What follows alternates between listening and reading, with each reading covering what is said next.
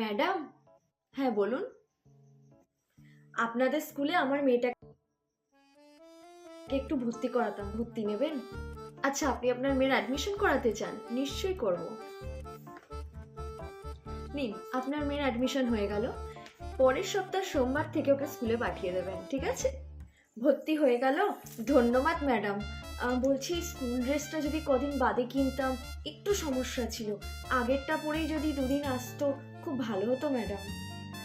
না না, school dress, case, মোজা, ব্যাগ সবটা আমাদের এখান থেকে দেওয়া হবে। ওটা নিয়ে আপনাদের কোনো চিন্তা করতে হবে না, ঠিক আছে? আর হ্যাঁ, কোনো টিফিন পাঠানোরও দরকার নেই। আমাদের এখানে মিড ডে মিলের ব্যবস্থা আছে, সেখান থেকে ও খাবে। ও, খাওয়া দাওয়ারও ব্যবস্থা আছে? একদম। Excuse me madam. হ্যাঁ বলুন। আমি ক্লাস 8-এর আমার মেয়ের অ্যাডমিশনের জন্য এসেছিলাম। ওকে, আমি আজই অ্যাডমিশন করিয়ে দিচ্ছি।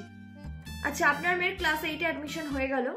ক্লাস 8-এর যে বইগুলো, সেগুলো কিন্তু স্কুলের যে বুকশপ আছে সেখান থেকেই কিনতে হবে। ঠিক আছে ম্যাম, আমরা বই কিনে নেব।